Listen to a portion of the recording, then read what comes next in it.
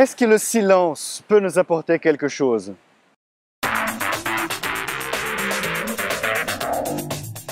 Dans cette société qui fait en tout temps entendre le bruit de l'actualité, le téléphone, les réseaux sociaux, la télé, la musique, la radio, au milieu de toute cette agitation, est-ce qu'on arrive encore à faire une pause pour essayer de se rencontrer avec soi-même? Pour beaucoup, retrouver un moment de silence est très difficile.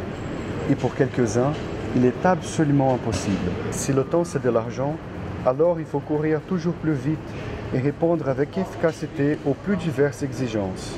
Là, j'ai envie de dire stop, j'ai une proposition à te faire.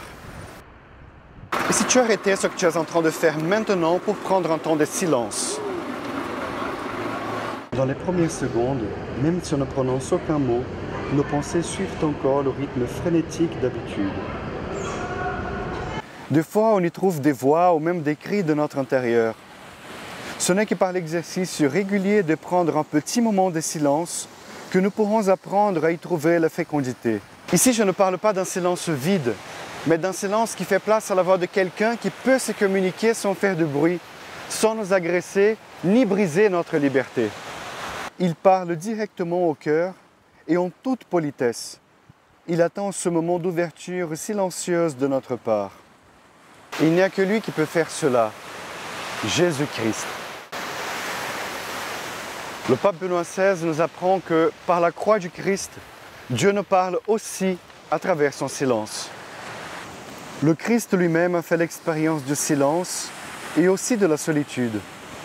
Par contre, il a appris qu'en tout désert, il y a une oasis. Quand on contemple les moments de désert de notre vie avec des yeux pleins d'espérance, en cherchant vraiment à écouter cette voix de Dieu, on devient capable de s'écouter soi-même et on peut alors faire face aux problèmes qui semblaient être sans issue.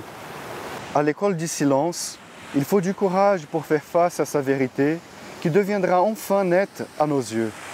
Il n'y a rien de plus libérateur que de pouvoir dire « celui-là, c'est bien moi ». Les masques et les personnages vont sortir de scène.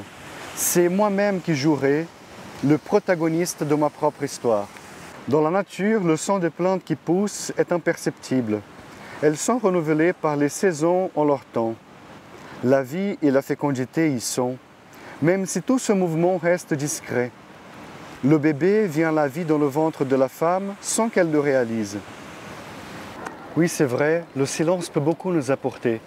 Et rien ne pourra te séparer de l'amour de ce Dieu qui se révèle dans le silence et qui cherche ton silence pour pouvoir se révéler à toi.